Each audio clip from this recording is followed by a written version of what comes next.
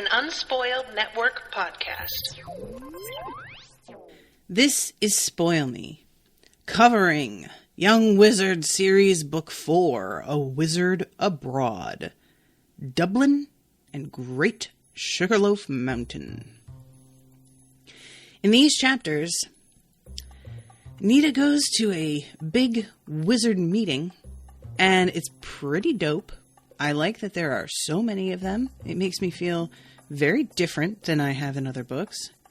And then these fucking, stone dudes attack downtown, and it is unexpected. Shit's popping off. Welcome to Spoil Me.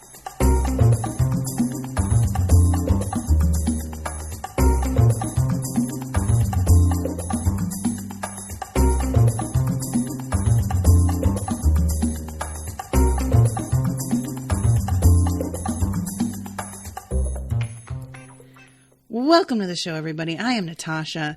Thank you very much to Yama for commissioning this episode. Yesterday, I had mentioned that Yama commissioned 2 episodes this week, and I said the second one was Killing Eve. But I was all messed up. That's actually Melanie, and this is the one that Yama commissioned. So, guys, this book is kind of bonkers because, I feel like in terms of the overall effect on regular people, this is the book that has the most overt shit happening. This is the first time that we've really seen the average everyday person affected by magic that's happening and going wrong. And not only that, but because there are so many wizards, this is the first time that there has felt like there's any sort of support system for Nita and Kit. And that's not to say that Tom and Carl are not a support system, but they always feel much more like an emergency solution, or not even solution, but emergency source of information. They're like the people that you go to consult when you really are up against a wall and you've tried everything already. And for there to be wizards that are older and more experienced, and for one of them to be Nita's aunt, especially a person who is already in authority in her life, this just, it's so weirdly comforting in a way after all of the things that they have had to do alone. The thing is, I know that it's an illusion because these people are older and thus their magic is not as strong anymore. And there has to be a reason that Nita was brought over from the United States. There is something in particular about her that was necessary. And that to me signals that she is going to be on her own or close to on her own at some point. Sorry, guys. I said before I started, my voice is mostly back, but it's kind of goes in and out every now and then. So this chapter begins with her aunt dealing with a ton of phone calls that have been going out all morning because they're going to be having this meeting at a pub. I really like that Nita's weirded out at the idea of going to a pub at her age. Nita's definitely a rule follower, and I always was too. And I remember the 1 or 2 times that I was brought to a bar when I was a kid and just how weird I felt about it. It was one of those things that you always have growing up a sort of judgment, right, about certain types of kids, the kids that are left to their own devices so much that you're okay, so that's a scumbag kid from a scumbag family. And it's totally an unfair judgment, but it's definitely where I was coming from. And I would kind of be man, I don't like this. I feel like one of those scumbag kids when I was allowed into a bar. And the thing is that pubs are not really the same kind of thing. Granted, if it's, 1 o'clock in the morning, sure. But they do food, they're much more of a family sort of situation during the day. So, but I did appreciate her, like, kind of being like, is that cool? So they go and get their coats before they leave, but it turns out it's super unnecessary because it is 80 degrees outside today. And Auntie Anne is saying something about how everybody out here, because the sun comes out so rarely, they don't put on like sunblock. They don't do anything to protect themselves. They just go out and soak it up as much as they can.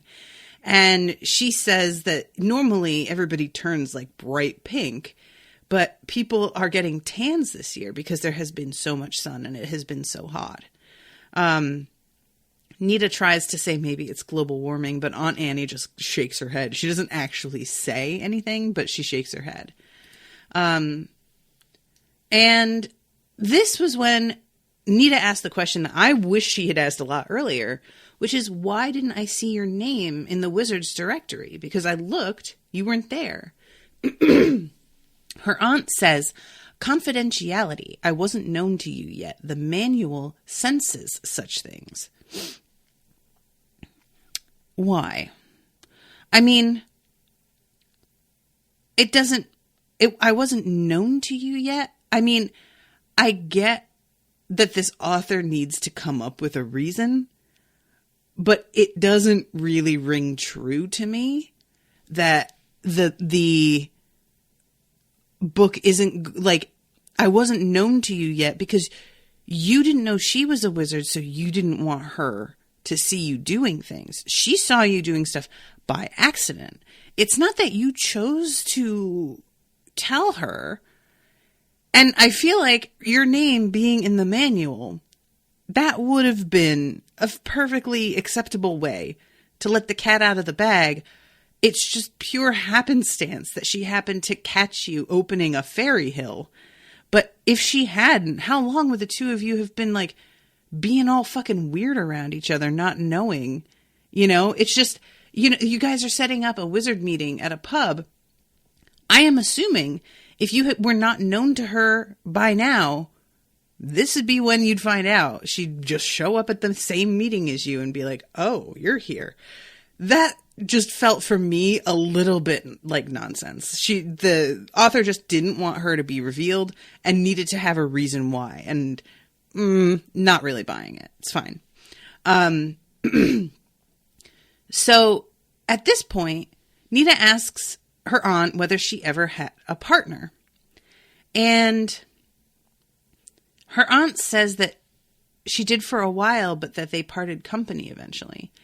And Nita gives her this look because the idea that they would voluntarily split apart from each other is absolutely unthinkable to her. I mean, it would be, you know, it's her first partner and the only person that she knew for quite a while that had the kind of magic she did at her age, goes to her same school, knows everybody. Like there's a bond there because of that. And of course now they've been through trials together, but it's not like, this is one of those things that, when you're young, you don't really realize how many incredible parts of your life you're going to have, because everything that has happened to you is the first time anything has happened to you because you're a teenager. So it feels like the most important thing, and it feels like you feel it to an exponential degree. And do not believe that other people understand what you're talking about when you try and explain that to them. And there is just this sense of a future stretching ahead of you that is this, and that's it. The idea that you would ever change what's working now, it just doesn't make any sense, because you can't imagine other circumstances also changing to then make this change a lot more, not just practical, but emotionally necessary. And it's something that I think about a lot, like the different situations that I was in as a kid. I wasn't like, I didn't have a lot of really close friends. And I've talked about this before. The friends that I had in high school mostly seemed to resent me. They did not seem to be genuine friends who were like supportive. And the person that was the like closest for me was my boyfriend, who I dated for like almost all 4 years of high school. And it was just like, I just kind of took it for granted that eventually we'd probably get married. We were so drawn to each other that I just felt like that was probably going to happen. And now I look back and I'm just like, not only was he so not good for me, but I had no idea who I was. And that's the thing with somebody Nita's age as well. She is just starting to like formulate a personality, a real personality that is like based on things that she has tried and failed at or learned from. Her and Kit are in agreement most of the time. But as her aunt says it, there are going to be things that like eventually you grow apart. She says one partner finds something more important than the magic, which I am sure Nita does not expect to happen with herself or with Kit. Or you start disagreeing about how to work. Nita shook her head. She couldn't imagine not agreeing with Kit on a plan or course of action within a matter of seconds. And indeed, there had been times where if they hadn't been able to agree that fast, they would have been dead. And she asks if they still talk, and her aunt says yes, they're still friendly. But then her aunt can sense that she's like a little freaked out. And she's like, I sense that you guys are going to be working together a while. Like, you have been through some shit together already. Don't worry too much. But I just really liked this moment because it is the kind of thing that you can't explain really to somebody a certain age. They just have to live. That's all that, that's all it is. They just have to live their lives, and there is no getting it across without the experience. So they go into Dublin, and Nita is really kind of like taken aback by the combination in the city of old and new. There are all kinds of like cobbled alleyways, as it says, that looked as if they hadn't been repaved in 100 years or maybe 2, right next to broad streets roaring with traffic and alive with lights and shoppers. Old churches caught in the middle of shiny new shopping centers, noisy, cheerfully messy street markets in the shadow of big department stores. This is the kind of shit that like I miss down here in Texas. It's not, of course, going to be nearly as pervasive even in the Northeast of the United States as it is in Europe. But to a degree, New England is like this. There are, streets that are hundreds of years old, houses that are hundreds of years old, standing next to new constructions. There will be these like beautiful colonials that still have like the posts out front where people used to tie their horses up. And they'll be, right next to a Walgreens, something like that. And that is just not something that you see in Texas. There's just not that same sense of having been lived in for hundreds of years. Even if there are areas that have been lived in for hundreds of years, a lot of the architecture isn't preserved. Things are simply knocked down and rebuilt. And I'm not really entirely sure why that is or what that's about.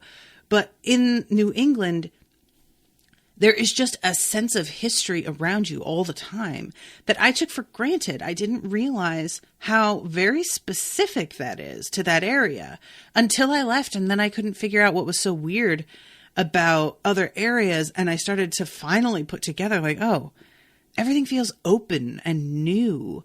And in New England, there's also the factor of a much larger, more tightly packed population.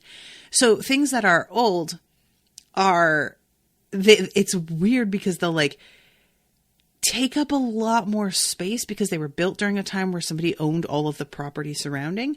But then you like start to sell off pieces of your land and build a town up around yourself. And suddenly that house is on this little like patch of ground, and around it are like 3 2-lane roads, and everything is very squeezed together. And in Texas, everything is spread out. There is so much room that there are just big, wide sidewalks in a lot of neighborhoods. The streets have multiple lanes for reasons that you're just kind of like, the street is not that busy. Why is that happening? And there's just a very different feel to it. And I loved this description because it really, like, I was talking about this with Jamie in the most recent Doctor Who podcast that'll be coming out next week. It was the episode Amy's Choice, where they're living in this little village. And there's this scene where all of these kids are just going to like a playground for the afternoon. And in the background of this playground is just a fucking like ruined castle. And it's just there. And there's no like, nobody's charging admission. There's no like preservation society. There's nothing preventing people from just walking in and out of it whenever. It's simply a piece of backdrop, which is unthinkable to me. And because, you know, in the Northeast, this stuff may exist, but it's preserved. It's being very carefully maintained and looked after by historical societies. This is a country where there is so much of it that it's simply just taken for granted that, yeah, it's here. I mean, we're not going to get rid of it, but nobody really cares about it, which is just something that's a whole mindset I don't get at all. So they go and they see the cup.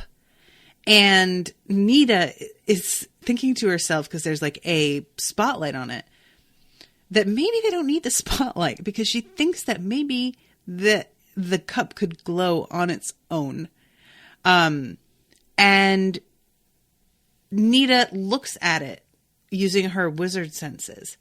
And she is able to, first of all, sense a bunch of spells that are like inlaid on it. And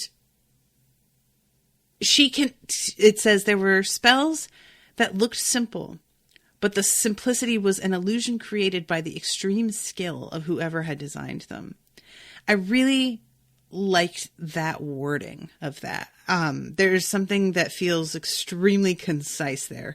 There's nothing like watching somebody who is really good at what they do something that you know is fucking hard, and they do that thing very quickly and easily and seemingly without thought. And you're just looking at them like, you just made that look like nothing. I'm in a couple of weightlifting groups, and there are these women who they're doing burpees, except, you know, the part of the burpee where you like kind of jump in the air? These bitches jump up and grab a pull-up bar and do a pull-up and then drop down into the burpee. And they do like 20 of these in a minute. And they make it look like absolutely nothing because they are so fit and well trained that for them, it's just regular training. That would literally kill me. But when you're watching somebody who just, it's part of like their muscle memory, you know? And Nita says it's not very old. And I was surprised by that. The chalice was made in the 2nd century, but the chalice itself is what they are calling an envelope. And what they have in them, the power, is called the soul. So the envelope can wear out, and the soul passes on to some other envelope that is sustainable. The cup was a vessel for a while, but not anymore, I think. Do you feel anything different? And Nita says that she feels as if you might be able to wake the soul in this one up, but you'd have to like know how. And her aunt seems to agree with her, and they have a look at the sword, which is also in this museum. And it's a very, very plain, old, battered sword. And Nita can feel a vague sense of something in it, but there isn't the same like quiet, watchful sense as in the cup. She thinks that this one, if it can be woken up at all, it will be a lot more difficult. I think this is so cool. This author is so interesting with the way that she decides to imbue objects that are inanimate with a sort of personality. I think it's a really interesting way of describing things or giving things more significance and making them feel like more than just a MacGuffin. They are actual characters in a way, you know? So I'm very interested to see what it takes to wake these up if they can, and what these objects are like to interact with. Because, you know, at one point later on in these chapters, there is a fairy queen.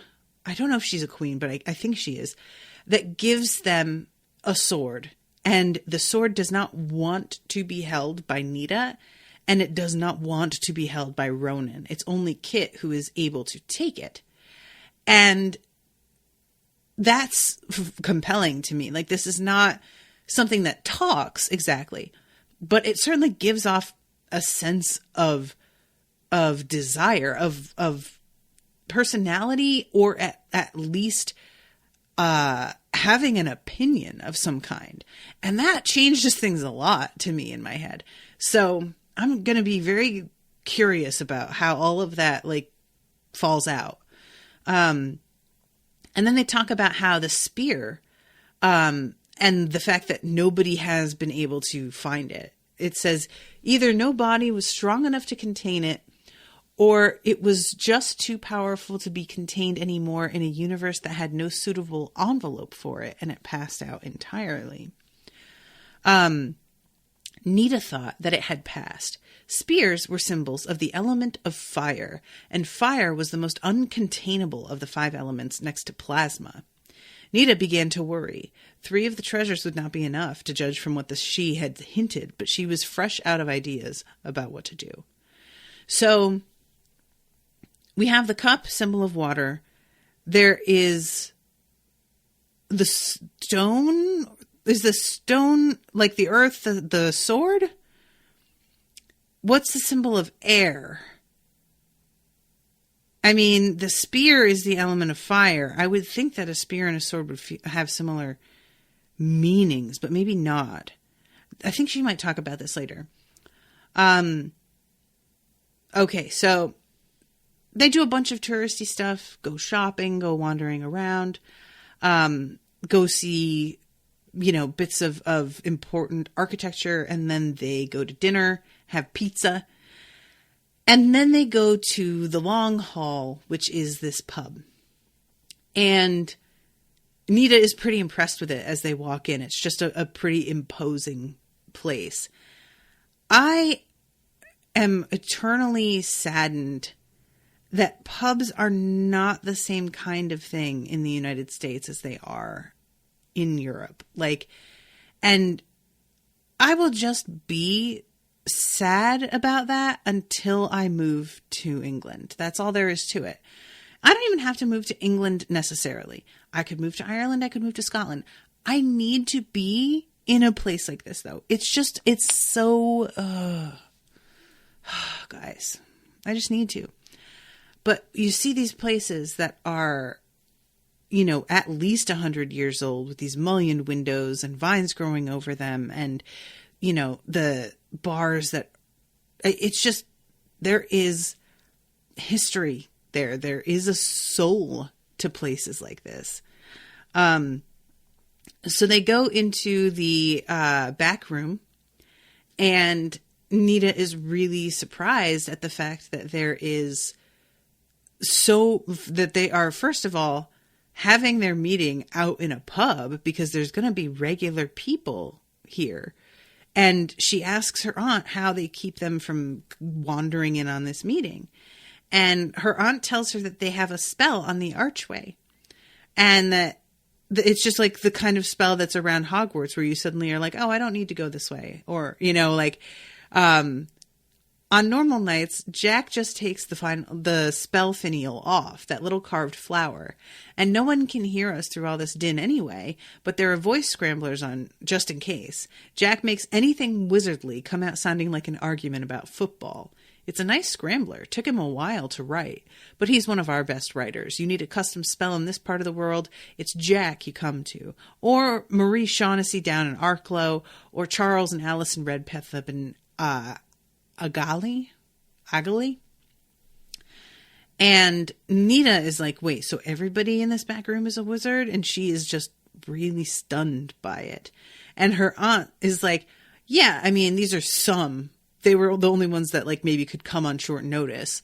But yeah, so there's even more than this. Nita's thinking like, wow, how this is quite a group. But the actual group, if they were given more time, would probably be double the size. So yeah, Nita is just, this is a very, things work different around here. I love this little bit when she's listening to everybody chatting about all of the different Irish accents and how completely like it's really difficult for her to wrap her brain around them. And then it says there are a lot of people from Northern Ireland and their accents astounded her. They sounded more like New Yorkers than anything else, though more nasal. They all seemed like very open, friendly people, which to Nita seemed a little strange at first. And then she talks about Northern Ireland and hearing about all of the, you know, the stuff going on up there with the IRA and all of the bombings and, you know, all of the strife, the troubles, and being kind of expecting anybody from up there to be depressed or seem like hard bitten. And when she talks to a couple of them, they're talking about how like this is just not the experience of most people up there. Like, sure, that's certainly a thing that's happening, but for most people who live there, they don't come in contact with those sorts of events. And I thought that was a neat thing to include. It didn't even really occur to me about when this was written that would really still be like at the forefront of the news. But of course, you know. So at this point, Sean O'Driscoll, or Johnny, comes in. He's the area senior for Europe. And it's a pretty high, like it says that Nita has never seen a wizard ranked so high in person before. Area seniors answered only to regional seniors, and regionals to the 3 seniors for Earth. When she had thought of the senior in charge of all wizards from Shannon to Moscow and Oslo to Gibraltar, she had imagined someone more imposing, not a little man with thinning hair and a leisure suit. He had a fierce-looking mustache, and his eyes were very cool. He gazed around the room and returned all the greetings without ever quite smiling. It was the kind of effect, Nita thought, that made you want to try to get him to smile. It would be worth seeing when it happened, for his face was otherwise a nest of laugh lines. I really like that description of somebody who's like, you can tell that they are a person who enjoys laughing, but at the moment you're seeing their like serious face. So he says something about how, I'm sorry I had to call this intervention meeting. And a bunch of people sort of look up and are like, what? And he says, okay, yeah, I know that I didn't say that's what it was when I called you all in here, but I didn't intend it to be. And it turns out that we have a lot less time than I thought when we were organizing this last night. Since organizing this meetup, we have found out about a lot of shit that is rippling out and beginning to leak in other areas. And by other areas, he means China and Peru, which, yikes, you know, we're starting to get worldwide here. So at this point, he says something, I want to thank all of you for coming, and I want to welcome you, those of you who have come from a while away, including Nita Callahan, and asks her to stand up. And he says all of the things that she was involved in, and then finishes with Doreen Callahan is her sister. And everybody sort of like, it says there was a stir at this, which surprised Nita somewhat. And I'm like, girl, your sister was involved in the thing that got the lone power to basically retire. you shouldn't be surprised.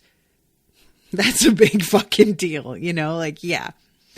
Granted, you were there as well and you helped. I'm not saying you didn't, but that was her ordeal. So yeah, she's going to be somebody people know about. And he says that if there is anything that she feels will be useful, to please participate. And I loved this because I really assumed that Nita would be here to observe. I really assumed that Nita would be treated as a kid, because I forget that they can see everything that Nita has accomplished already. I'm assuming that they just look at her and see somebody young and inexperienced, and that she will have to tell them the things that she has faced. But there are records letting everybody know the things that she has been involved with, and people are very well aware of what she's capable of, what she has sacrificed already. So they are treating her with the full respect that they would treat any adult wizard. And it was such a pleasant surprise. I just never saw that coming at all. So Johnny says, over the past 4 nights, we've had sideways leakages in 33 out of 36 counties. In 33 counties, about 90 wizards have experienced time slides, live remembrances of the so-called mythological period, solid remembrances that returned interactions, viewings of extra-dimensional objects without doing the wizardries required for such viewings, and even physical intervention by non-physical entities or creatures not native to this reality, including physical attacks on occasion, which Nita has experienced as well, and which she will experience again in Bray later on. One of us met Cucullin in warp spasm, which is enough to turn anyone's hair. That it happened in the middle of the big shopping center didn't help. The brown bull of Cooley was seen crossing the dual carriageway north of Shannon. I had meant to look this up, and I'm going to look this up right now, actually. Because it's capitalized, and that clearly means the brown bull of Cooley. Let's see. In the Ulster cycle of Irish mythology, the brown bull of Cooley was an extremely fertile stud bull over whom the cattle raid of Cooley was fought. Okay. And there's something about like its connection with Queen Mab. Interesting. So yeah, that is, it goes on in this vein, him talking about different, like, more and more serious overlaps of things. And eventually, at the site of the Battle of Moytura, there was an actual earthquake. And he is like, the earthquake was only like a 3.1. So not a big deal yet, but that's really like, we're playing with fire at this point. Shit is about to go left. And somebody says, are we sure that there isn't something else causing them that's like located in Europe? And he's like, no, that's well, as much as we would all love to say that it was somebody else's fault or problem, it's us. This is coming from here. And he says, we are going to have to recreate the Moytura unless someone else can think of something better. And everybody says, with what though? Because we only have 3 out of the 4 treasures, and they are very diminished. And the thing is, we still have the souls either in those objects or in the world somewhere, and we will have to track them down and find envelopes for them, because without them, we just don't stand a chance, pretty much. And somebody says, who does the going into battle bit? And he says, lacking one of the powers that be, probably Doris and me to lead, and all of you we can get together in one place. So they talk about probably trying to use the old envelopes for now because they have worked before. They hope that they will work again. And they are going to have to steal them from the museum and leave magical copies in their place. And let's see. Any one of you may have to drop everything at a moment's notice to lend a hand. Also, given the seriousness of the situation, travel restrictions on teleportation are off for the duration. Just use your judgment and be very careful about the overlays. And somebody finally pipes up and is like, isn't this going to make things worse? And they say, if you're going to call back the souls of the treasures, isn't the land going to get even more awake and aware than it already is? The treasures are the land in some ways. At least that's what we were always told. Air and water and earth and fire are going to wake up more than ever until the situation is resolved and everything is laid to rest again. And Johnny's like, correct. It's going to get a lot worse, actually. And this is when Johnny explains the actual stakes. And he says, if we can't stop this, the barriers between present and past, and physical and non-physical, and myth and truth, and dream and nightmare, are all going to break down and superimpose themselves on this world inextricably. And somebody's like, so how, like, for how long? And he's like, no. If that happens, that's not getting undone. Our world will be overrun with things that we have never seen or heard in our lives. And the past will be like concurrent with the present. It'll be a fucking whole mess. The future will be concurrent with the present. And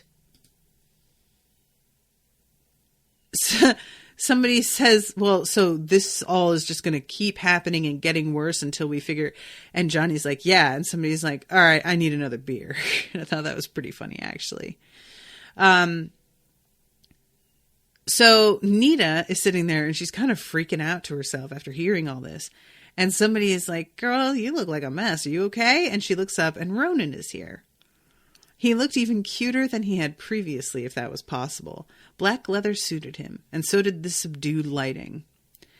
And he says something about how not to worry about Sean, that he sounds like doom and destruction all the time. And she's sort of thinking to herself, like, dude, that's happening all the time. Why are you acting like that's nothing? But okay. And she asks him at this point about his ordeal and how bad it was. Because she's sort of realizing that she doesn't know whether or not what she went through was the average experience. He tells her that it almost got him killed, but she's like, I mean, yeah, a lot of things will almost get you killed. I don't really know, though. I'm trying to figure out if I'm an exception.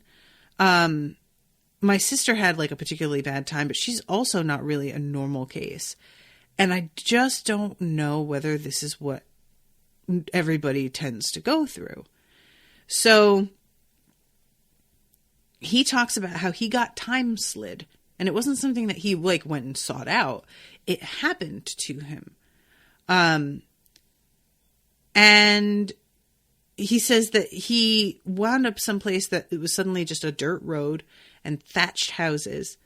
And he's on the edge of the sea and he looks out and there's a storm. And he saw this boat come in straight for the rocks, the Romans. And he says they were going to get killed, weren't they? Them and their little boat and all in that sea. One of the lifeboats couldn't have stood it, let alone that little smack, so I took the sea in. Nita stared at him. What Ronan was describing was temporary but complete control of a pure element, using the wizardly speech to describe every molecule of an object or area so completely and accurately that for a short period you become it. Control was barely the word for it. It became as much a part of you as your body for a while. Then came the backlash, for human beings are not really meant to have more than one physical body at a time. You might find the association impossible to break and have to spend the rest of your life coexisting with what you had described, which would surely drive you insane. Or the strain of the wizardry itself might kill you. An adult wizard full of experience might have done such wizardry once, and no other wizardry ever again. A young wizard on ordeal or soon after could have done it and lived. Maybe. His head might never be entirely right again. And she's sort of looking at him like, what? And he says that he didn't have to take much of it just to see around Brayhead. The people in the boat jumped ship and made it ashore. I couldn't save the boat. It went all to pieces when I lost control. I must have passed out up there. The slide came undone after a while, and some tourists doing the cliff walk found me slipping down the rocks, and they called the guard. I spent a few days in the hospital, hypothermia. And Nita is really, really impressed by this. Like, this is one of those moments where your crush just begins to slide out of control because you are just really, like, in awe of what somebody has done. And she sort of challenges him because Ronan is so anti-colonist. And the Romans were trying to come and set up, like, a colony and you know, take over. And she's surprised that he actually tried to help them. And he says, what was I supposed to do? Like, just let them drown? I couldn't have done that. And he says they were marooned. No one ever came after them. They settled down and married the people. I'm related to them, as far as I know. And she says, you didn't know that no one would come after them, though. Suppose you had changed history and you'd saved the lives of people who were going to report back to Rome and bring in the conquerors. And Ronan doesn't really respond to that because what is he going to say? He did what he felt was right in the moment. You know, he didn't think it through on that level. And even if he had, I don't know that it would have changed what he did. At this point, Nita reaches out to pat his arm the way that she does with Kit all the time. But when she does it, there's this like kind of jolt in her as she realized that she just touched him. That is one of those things that it's just impossible to really like get across when either you haven't experienced it or it's been a while since you've experienced it. The feeling of having this attraction and draw towards a person and you finally touch, whether it's on purpose or accidental, it's crazy. Like the feeling that runs through you at that point. It's ridiculous, you know? And I really liked this moment and I'm really enjoying the way this author is writing her crush on Ronan. This is something that I find can be done so poorly and be so boring. And I think that this author is really managing to write this crush as being something that's like understandable and interesting. And she's handling it as maturely as she could at her age and still being very practical and keeping her head in the game. So I don't know. I really like the way that this is shaking out here. And what happens a little bit later, Johnny comes and talks to them. And at this point, there is a bit of Nita gets pretty pissed off. Because Ronan says nothing personal, glancing at Nita and blushing furiously, but why can't this be handled locally? Why do we need blow-ins? Johnny simply looked mildly surprised. Self-sufficiency, is it? Have you fallen for that one? It's an illusion, Ro. Why do you need the help of the Tuatha De Danann? Why do we need the powers that be, or even the lone power? For that one has function in the universe too, you know that. The whole of us are interconnected, and there's no way we can get away from it, or any one group of us solve even the littlest problem entirely by ourselves. This matter is being handled locally. It's being handled on Earth. Next thing you're going to ask me why the Northern Irish Wizards are what they're doing here. You've been listening to too many politicians. Better apologize to her before she turns you into a soggy beer mat. And he walks away. Nita tries to keep her cool so hard. She really does. But she can't help it. She's irritated, and Ronan's trying to be like, I didn't mean, and she's like cutting him off. And finally, she's just like, dude, do you think that I wanted to be here? Like, this isn't my choice. It wasn't even my idea to come to Ireland. And what the fuck, man? Seriously. And in order to shut herself up, she picks up a drink because she thinks it's her Coke and starts chugging it to like shut herself up. But it turns out it's her aunt's beer, and she winds up like spluttering all over. And when she looks up, Ronan is cracking up. And she gets very, very irritated. And she dumps his drink in his lap, shoves the sodden napkin down the neck of his turtleneck, and while Ronan was fumbling for it, knocked his glass sideways with her elbow. Oh, that's right. She doesn't jump. She's about to dump his drink in his lap with magic, but then she realizes that she can't do that. Oops, she said in utter innocence as the drink went all over him. And I love this. Johnny walks by and he looks over at them and he's like, see, I told you she'd turn you into a soggy beer mat. And I love this moment so much. Nita got up and looked down at Ronan. He was gazing back at her with an expression she couldn't interpret. Not anger, not amusement. What was it? She refused to waste her time trying to figure it out. Keep your pants dry, she said to him, trying desperately to keep her face straight. Gratefully, she followed Mrs. Smith and Aunt Annie out, grinning to herself. She grinned all the way home, and wasn't quite sure why. I'll tell you, girl, what that expression was on his face. He is into you and likes the fact that you got up in his face a little bit, and he doesn't really know what to do with that, because he isn't used to people standing up to him or just like putting him in his place at all. That is something, as a woman who is frequently putting men in their places, I am deeply familiar with. It's a weird thing where there are some men who really respond to that. There are some men who push it in the way that they interact with women because they are looking for somebody to push back. And it's one of those things that, like, it's something that I know I also look for.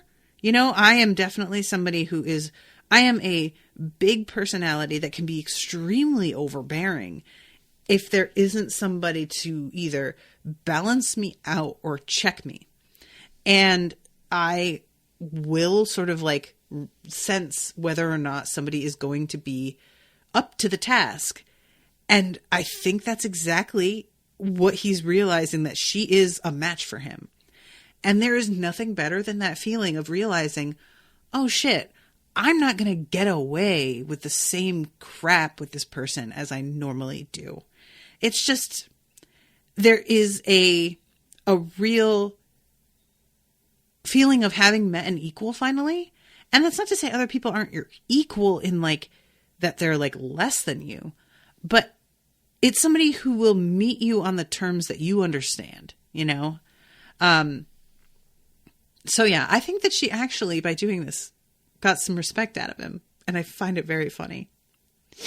So the next day, Kit is visiting and they're talking about the treasures and what's going on with them, where they're going to be storing them. And it turns out that they're going to eventually be keeping them at her aunt's house in a room where she's going to, you know, make sure that nobody goes in. Apparently, whatever they did with the stone worked better than they expected. It seems your local senior, Tom, is quite an asset. They were able to wake it up on the first try using the spell that he wrote for them. This is interesting. So I had said earlier that isn't there a stone? And I'm like, yeah, okay, that's right. They haven't seen the stone. Have they? Have we seen the stone as readers? I don't think we have. And Nita says he says it's because he used to write so many commercials, which I don't remember that, but that is hilarious. So are they going to bring the stone here or somewhere special? Oh no, there's no need for that. The stone is the Earth of Ireland in some ways. Anywhere there is Earth of Ireland, the stone is there, in essence. The same way that the cup is the water of Ireland, and all the wells and pools. The sword is the air of Ireland. The sword is the air Okay, that's it. The spear is the fire. The sword is the air. That's interesting. I would not expect a sword to be a symbol of the air. I'm going to look into that and find out, because I'm sure there's like reasoning behind that. But I just don't, that's surprising to me. I don't know what I would have thought would be the symbol of the air. Maybe like a bow and arrow, since that's something that like travels through air. But a sword, that kind of surprises me a little bit. That's interesting. And it's very like sort of tarot-ish. So Kit asks about the sword, and she says it's hard to say. The cup is more awake than any of the envelopes they're thinking about using for the sword. So they're going to try the spell on the chalice first and see how the reanimation works on that. If it does, they'll move on and try it on the sword in the museum. As far as the spear, they have no news on that. There are a lot of things like around that they could use, but nothing that seems that it ever had been the spear, Lewin. And it's not like the spear was a supporting bit. That was the weapon. And the others were, as she puts it, basically support for the spear. So that's going to be something key. They really need to find it. And we'll see if they do. So something will turn up. Something always does. I wish I had your confidence, Aunt Annie said. And Kit keeps being really positive about this and just sort of taking it for granted that things are going to work out because they always have. And Nita tries to be like, it's not really like before though, dude. And he says, isn't it? He's just got a lot of faith that things will work out. And I kind of like him for that, Like, I feel like, that feels like a better way to go through life. I wish that I had that more. I used to have that a lot more. And in the past 4 years, it has been waning. So the paper came out and there is a number of stories in this paper. Excuse me. Silly season comes to North Wicklow, said the headline. Underneath it was the beginning of a 3-page feature story concerning the bizarre occurrences in the county that week. The trouble had started in the country. A farmer had claimed that a dinosaur, a small one but so plainly a dinosaur, had been eating his sheep. These claims had been greeted with amusement by his neighbors, some of whom had suggested that he had, in the local way of putting it, drink taken. The Gardaí declined to comment on the business as they did about the reports of rocks rolling uphill at Ballywaltrim, or the problem incurred by the dairy cattle farmer over by Kilmacanago, who claimed his Guernsey herd was stolen, driven away across the dual carriageway by a man who said he was Finn McCool and was entitled to take any cattle that the owner was not strong enough to defend in battle. There was a chorus of noisy protests to Bray Urban District Council and Wicklow County about this, some people insisting that the psychiatric hospital at Newcastle needed to look at its security. So, yeah, shit's really, like, popping off and people are noticing.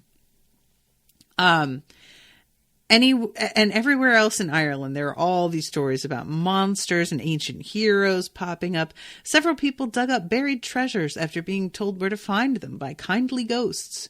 Unicorns were seen in Avonmore Forest Park. Merfolk were heard singing off Howth. The Gardaí had no comment on any of those events either.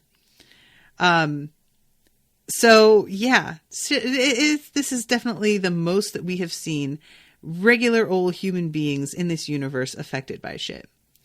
I am really running out of time. I can't believe this. Okay. So we have Johnny come over. He talks about keeping everything at the house. So eventually he gives them a ride, down into Bray, and Kit says that he's really hungry. And Nita's like, well, there was this fried chicken place I went to that was actually pretty good. Why don't we go there? And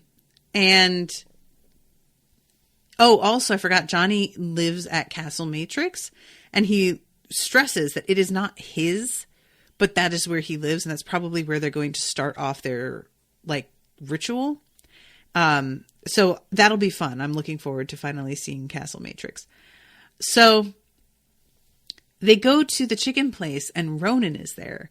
And Nita is really like defensive when Kit asks her some pretty simple questions about like, oh, how'd you meet him? And she's just so paranoid that like Kit's going to judge her or be mad or something. And just, yeah, she's very like, well, shut up. God, what is this, third degree? And I'm like, girl, you need to relax. And the two of them actually kind of like tease her together. And I rather liked that. It doesn't seem that Kit is jealous in the slightest. I don't know if it's even occurred to him to be jealous, but he has to be able to tell that she sort of likes Ronan, I think.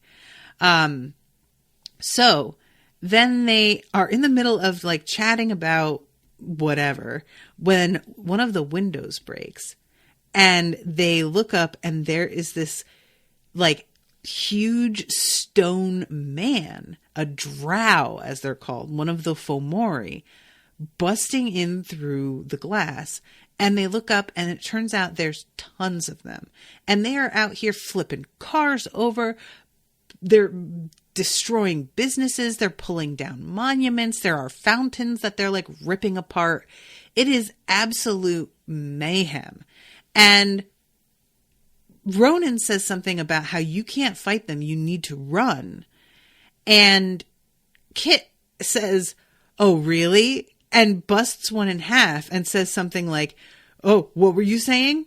But then when it busts in half, it turns into two. And Ronan's like, that's what I was saying. Fucking dude. Seriously, nobody wants to listen to me. So at this point, they're like, Ronan's basically just, you have to get out. There's no fighting these things. But Nita's like, I can't just leave this. Like, are you serious? So she calls out to the fairies to pay her back in this moment. And they come riding in and drive all of these drows out. And it is a really awesome scene, them appearing on horseback and being like incredibly beautiful. And they're perfectly visible to all of the people.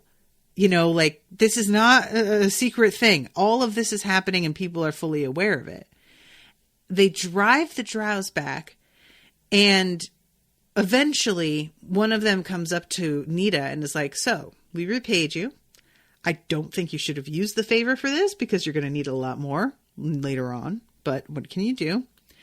And the queen needs to speak with you. Okay, she is the queen. I thought so. Now, Nita's like, all right, I'll go see the queen. Fine. But we need to figure what to do here because we can't just leave it like this. People can deal with weird shit happening, but this is like mass destruction. There's no way people are going to be able to like come to terms with this. They'll lose their grip. So they decide to patch it with time. And I'm going to read this. Somewhere parallel to our universe where this happened, there has to be one where this didn't, where the drows never popped out, where this damage wasn't done. You patch this timeline with an equivalent piece of that one. The area and the time span small enough not to have to get an authorization the way you'd have to for a full time slide. And the reason's good, which is the whole point. So Ronan tries to argue, but Kit is like, dude, okay, you know what? This is what we're going to do. You don't have a better option. We're going to figure it out. Are you in or not? And he starts to get really irritated. And finally, they like manage to get on the same page and they do it. It's a crazy idea. And I think it's really, really neat. And then they get on the back of these fucking fairy horses and ride off to see the queen of the Fae, or the queen at least of this particular area. I really enjoyed the detail of when they're doing the spell to patch it, how Kit and Nita are looking at their manuals, but Ronan sort of has this like, he's seeing it in his head. So it's a very different experience for him. And when he does the speech, he has an Irish accent and it's like weird for Nita to hear it spoken this way. Lots of little details like that I feel are very effective in setting up the reality of this world without it being a particularly like high impact detail. It's still like, I don't know. I liked it.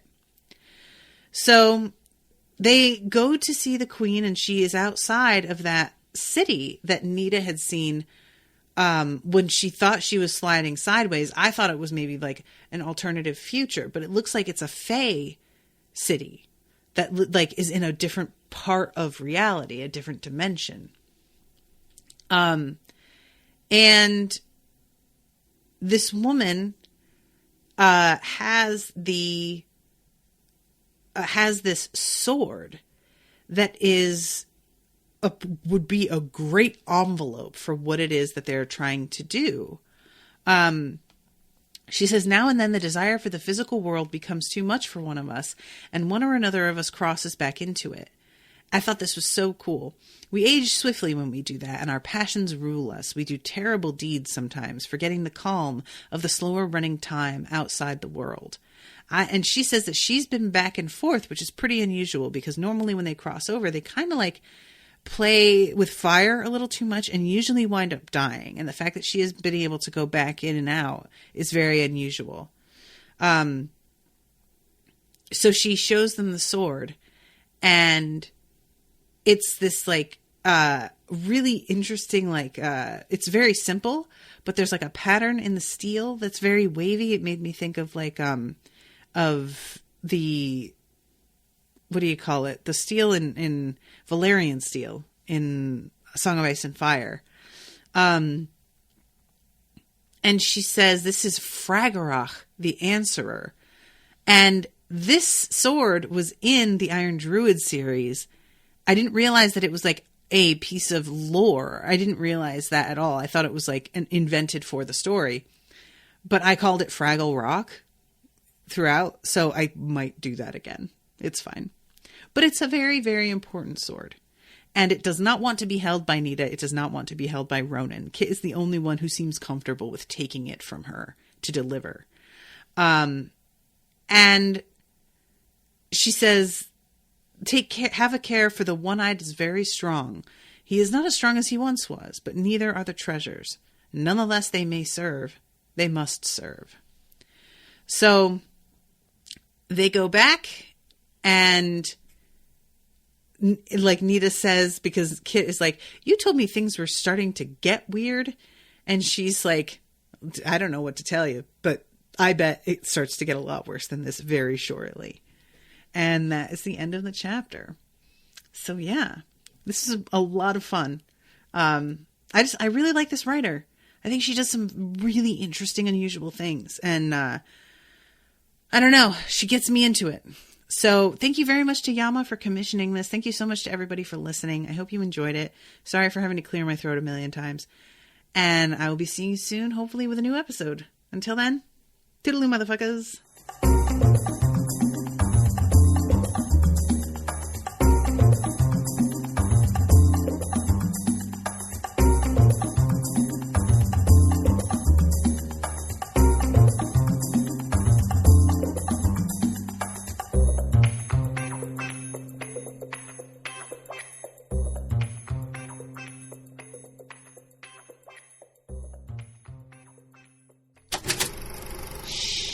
That was an Unspoiled Network podcast.